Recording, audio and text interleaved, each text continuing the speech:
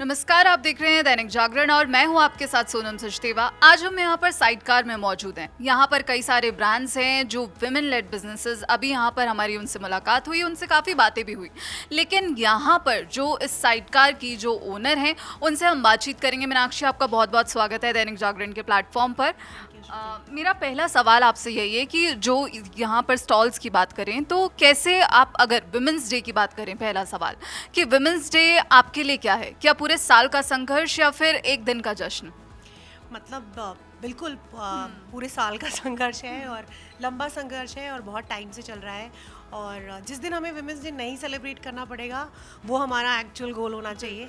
तो हम तो यही चाहेंगे कि, लेकिन आज का दिन हम इसलिए सेलिब्रेट करते हैं, ब्रांड्स को बुलाते भी इसलिए हैं कि इस पर्टिकुलर कॉज के ऊपर थोड़ा सा फोकस डालें, लोग इसके बारे में बात करें, हम मीडिया से बात करें, अपने फ्रेंड्स को बुलाएं, एक दूसरे को सपोर्ट करें। तो आई फील लाइक आज का दिन उसलिए है।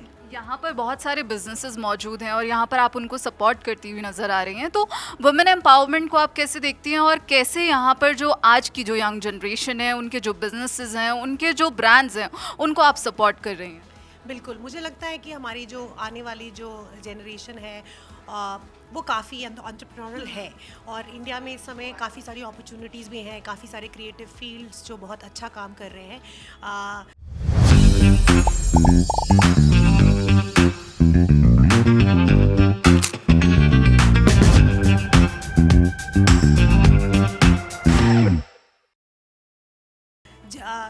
इररिस्पेक्टिव ऑफ द जेंडर काम हर जगह बहुत अच्छा हो रहा है। तो मुझे लगता है कि हमारे लिए एज समबडी जो अपना बिजनेस चला रहे हैं, हम 13 साल से चला रहे हैं, तो हमें वो रास्ता अपनी यंगर जनरेशन के लिए बनाना चाहिए। जिनको जो भी मदद आप दे सकते हो इस समय, वो कोई भी हो सकता है आपके लिए। अगर आप अपना लोकेशन, अपना वेन्यू और अपना इवेंट उनके लिए कर सकते हैं तो क्यों नहीं करेंगे आप? आपके ब्रांड की बात करें तो आपने कैसे शुरुआत की अपने ब्रांड की? हमारा भी शुरुआत यही हुआ था कि हमने 2012 में अपना काम शुरू किया था पहला बार, और उसके बाद वो गुड़गांव में था, बहुत छोटी सी जगह थी, काफ़ी सारे संघर्ष थे।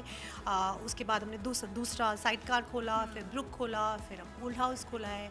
तो अब हमारे पास 4 वेन्यूज़ हैं और हम अपने सारे वेन्यूज़ में F&B फॉरवर्ड जगह बनाते हैं। हमारे रेस्टोरेंट्स, बार्स में कॉकटेल्स फेमस हैं। हम दुनिया में कॉकटेल्स का कल्चर बढ़ाना चाहते हैं, स्पेशली इंडिया के फोकस को लेकर के। तो हम यही चाहेंगे कि जो भी आए उनको एक लेवल की सर्विस मिले, एक लेवल का एनवायरनमेंट मिले, सेफ़ एनवायरनमेंट मिले। हमारे यहाँ पे काफ़ी सारे लेडीज़ भी काम करती है, जो बहुत बड़ा चेंज था हमारे लिए जब हमने शुरू किया था एज बिज़नेस। तो अब हमने जाकर के अब थोड़ा कॉन्फिडेंस आया है। तो मुझे लगता है कि हाँ, एक लंबा सफ़र था वो हमारे। कोई चैलेंजेस आपने फेस किए अपनी जर्नी में? क्योंकि जो ब्रांड है, बार है, तो हमारी सोसाइटी में रहता है कि बार एक लड़की, और तो ये बहुत सारी चीज़ें हैं, लोग कहते हैं। तो ऐसे कोई मोमेंट्स रहे आपकी ज़िंदगी में जब आप लोगों ने टॉन्ट्स मारे? बिल्कुल, आई मीन बहुत बार ये हो चुका है मेरे साथ, और इसमें कोई नई बात नहीं है और ये शायद इंडिया में कुछ टाइम तक शायद रहने वाला है। मुझे लगता है कि इसके लिए और लोग जब जुड़ेंगे हमारे साथ इस जर्नी में, और रेस्टोरेंट ओनर्स आप देखेंगे, जो नॉर्मलाइज हो जाएगा फिर। तो आई थिंक जितने ज़्यादा लोग आपके साथ, आपके जैसे लोग दिखेंगे आपको, वो नॉर्मलाइज होता जाएगा। ऑफ कोर्स हमें बहुत सारे टॉन्ट मिले, लेकिन अच्छी बात ये थी कि मेरी फैमिली बहुत सपोर्टिव है और उन्होंने काफ़ी हमें सपोर्ट किया है। मेरे हस्बैंड बहुत सपोर्टिव हैं। तो आई थिंक मैं बहुत लकी थी इस मामले में। और जिसको कहते हैं इट टेक्स अ विलेज, एक पूरा गांव चाहिए होता है कोई भी काम करने के लिए। तो मेरे पास बहुत अच्छा गांव मिला मुझे। आपकी ज़िंदगी की कौन सी महिला है जिन्होंने आपको बहुत इंस्पायर किया? पहले तो मेरी माँ है बहुत बड़ी, वो मेरे लिए इंस्पिरेशन है। उन्होंने मेरे पापा के साथ अपना स्कूल शुरू किया और अभी तक वो चलाती हैं। काफ़ी स्ट्रॉन्ग लेडी हैं। उनको देख करके ऑफ कोर्स आई थिंक वो तो इंस्पिरेशन है ही। उनके अलावा भी मेरे बिज़नेस में, हमारे उससे पहले जब मैं कॉर्पोरेट में काम करती थी उस टाइम पे भी काफ़ी सारी ऐसी लेडीज़ थी जिनके वजह से, जिनको देख करके मुझे लगता था कि अगर ये कर सकते हैं तो मैं भी कर सकती हूँ। तो आई थिंक लीडरशिप में जब आप लेडीज़ को देखते हैं, बहुत स्ट्रॉन्ग वुमेन को देखते हैं, तो डेफिनेटली आपको एक कॉन्फिडेंस आता है उनको देख करके कि ये पॉसिबल है आपके लिए भी एक ऑप्शन। और ऐसे लोग भी हैं ज़िंदगी में और दुनिया में, आप ऐसे हस्बैंड्स को भी चूज़ कर सकती हैं जो आपको सपोर्ट करें। आपके ऐसे इन लॉज भी हो सकते हैं जो आपको आगे चल कर के आपको बढ़ावा दें। तो आपको आई थिंक अपनी चॉइसेस हमेशा बहुत क्लियर रखनी चाहिए कि आपको क्या करना है, और उस हिसाब से अपने चॉइसेस बनाइए। बिल्कुल। तो एज अ वुमेन आपको क्या चीज़ है जो बहुत स्ट्रॉन्ग बनाती है?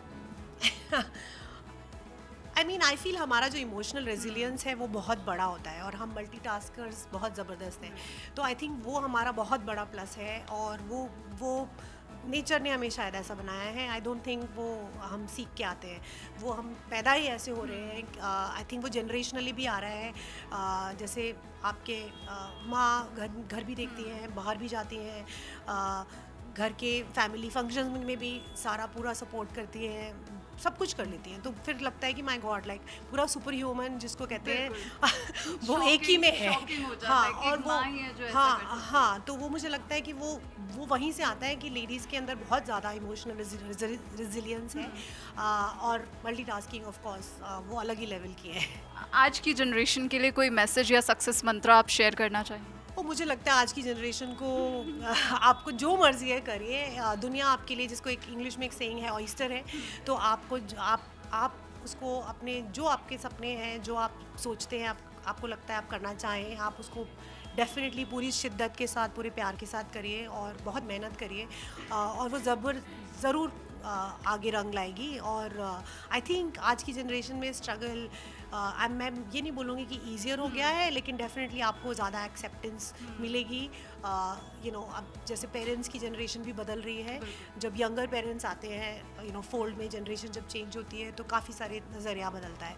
तो वो बहुत अच्छी चीज़ है।